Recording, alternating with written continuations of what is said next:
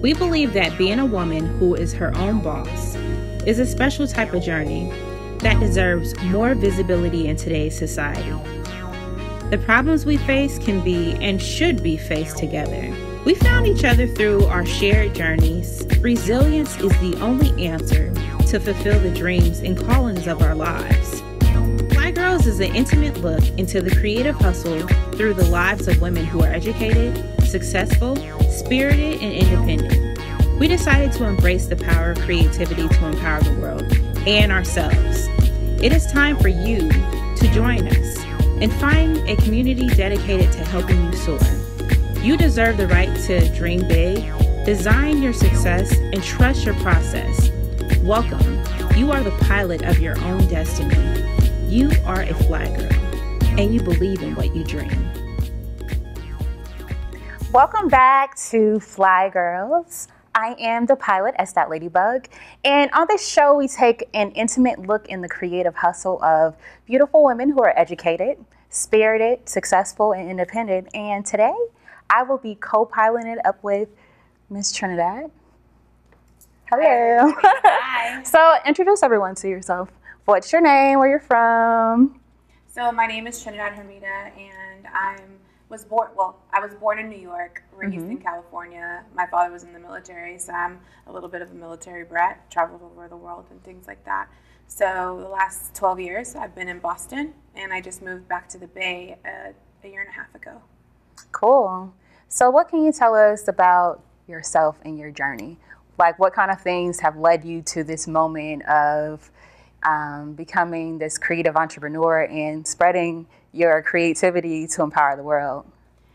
A lot of ups and downs. It's almost like an adventure. You know, sometimes when you go on a hike, you have ups, you have downs. You might see a snake, you might see a scorpion, whatever. You freak out, but you keep it moving and you keep going. So for me, I could say that I try to celebrate my accomplishments and I try to learn from my failures.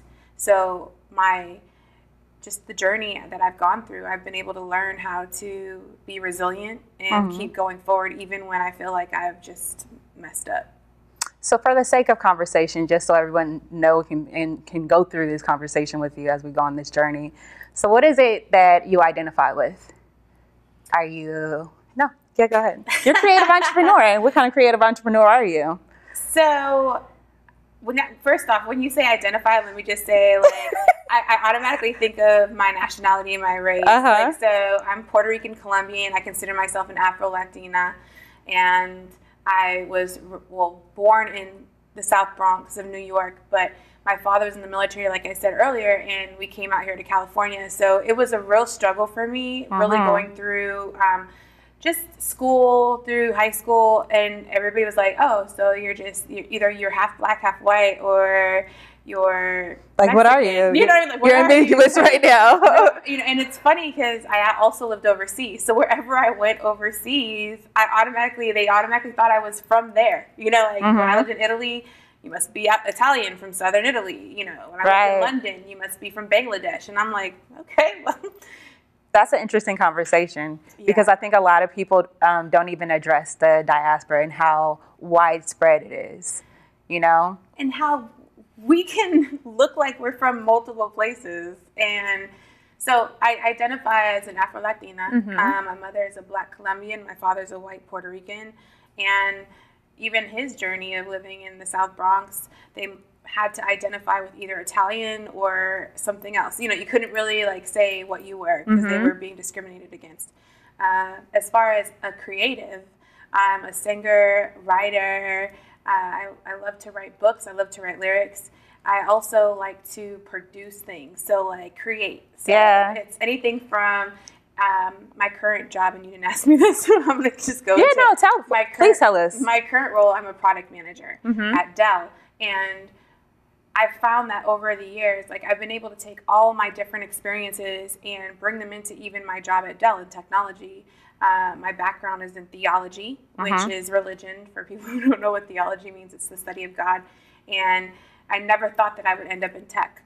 But while I was in school, I was able to find a job as an executive assistant. I went from an executive assistant to a project manager, from a project manager to a program manager, from a program manager to a product manager. And I really want to empower girls and even women who are maybe trying to think about re-entering into the field to really look at their skills as a plethora of everything that you've been through in life, and seeing that you can use those to get a job, land a job, and say, hey, I can run this. I've ran pageants, I've ran school events, I've ran concerts, I've ran tours, so all these things show that I can be organized. And if you have also an education or a background in a master's says that you worked hard to get something. Right. So even if it's not in your field, don't shy away from it. So even mentioning all of those things, because there is this concept that people will tell you all the time, pick one thing and go after that. But you have not picked one thing. You've picked multiple things, and you've been able to navigate this way of finding your success. So I understand that was a journey. So let's pick one thing to discuss that has been one of those things where it's just like, wow, how am I going to get out of this? And what kind of things, let's just say maybe 2 steps that you've used to help you kind of get to the next place. So first, that one moment is just like, whoa. The one that, like you said, you're here to, everything you do is to inspire a younger mind, other fellow women who are on their journey of some way trying to navigate out. There's something that happened that they'll be able to, like, that resonates with something they're going through right now. So you can only pick one, though, because I know it's a million. No, this is a very hard question for me. I can say that when I was younger, I was involved in gangs, I was involved in drugs, I was involved in a lot of different things. And I didn't know my family history. And I didn't realize that I was sort of walking in my family history steps, because my mother and my father never wanted to express that to me, because they wanted to shield me from the disaster that they thought their life was, which was a beautiful disaster in my opinion. And so when I finally got to a place where I had my whole world blew up in front of my face, I didn't know if I was going to jail or college, and I had to make a choice. And my ex-fiance at the time was like, I'm dropping you off at church. And he literally picked me up from a binge weekend where I used to be addicted to methamphetamines, and he dropped me off at the front of the church, and he said, your dad or your mom must be there, so go figure it out. And I literally went in there and I had to give up. I gave up all hope. I gave up everything that I thought my life was supposed to be at that moment. Right. And I had to just sort of just say, I need a fresh start. And that day, my parents kicked me out of the house. I wasn't allowed back, but God provided a person from my church who, rest in peace, she was my angel. And from that moment on, I said, I'm not going to be a statistic. I'm going to make a stand. I've always been a leader, so in everything I did, I took everybody with me. So at that point, I felt bad because I took everybody with me to a negative place. So I'm like, let me change that around, and let me now bring people into a positive realm. And so from that point on, I was very smart at that time. I graduated from high school at the age of 16. I was kicked out of my house at the age of 16. So this was all happening when I was at 16. Yeah. And I decided to go to community college for a couple of years just to mature. And at that point, I was able to go to UCSC for a little bit and got kicked out of there because I relapsed, and eventually was able to get my life together. So, and the way that I got my life together was I went overseas for 2 years. Cool. And so your current work that you're doing, your goal is to do what with it? Not just the portion of taking responsibility, being project manager, but being able to utilize your story in what way? So currently I'm working in diversity and inclusion. And so I'm a product manager, but I also am involved in all of our employee resource groups. And I really want to show that we can all bring our whole selves, authentic selves, to work, and we're going to be more innovative when we're able to be free for who we are. So more on that when I go deeper, because I feel like that's just another rabbit hole that I can go down. But I appreciate and love our authentic selves. So I want to encourage women and men and children to bring their authentic selves to wherever they're at, because when you're passionate about what you're doing, nobody can tell you anything. Okay. So on that note, we are going to take a small break. But when we return with Fly Girls, we're going to still be co-piloting here with Trini. And there are so many things to discuss. And so we'll be right back. Welcome back to Fly Girls. I am your pilot. And those who have been following this show know that this is a segment of getting our roll on. So Trini, we're getting ready to get our roll on, girl. Thank you. So, yarn has been the way that I have been able to navigate through just obstacles in life. And literally, I envision and utilize a yarn as a symbol of whatever obstacle that may be. And so literally, we're rolling because we're wrapping all of those emotions into one place. So you're just going to take, I know you kind of know already because we kind of do this already, but let's just wrap one hand. So wrap it about 5 times around your hand. Then you're going to remove it off your hand. And then you're going to wrap in the middle 5 times. And I will say 5, but, it can be more. 5 is just an easy number. And then you're going to take this bow that you have and fold it over. And you're going to keep on wrapping. And so while we're doing this is a great moment because we just went through a deep dive into your past. So let's talk about some of the things that you're passionate about, which is your voice. You mentioned writing this book, but I know you as a singer. And so let's kind of discuss that. Wow. Well, I started off singing in the church, and I was in the choir. I played every instrument. I just wanted to be involved, and music has always been a passion of mine.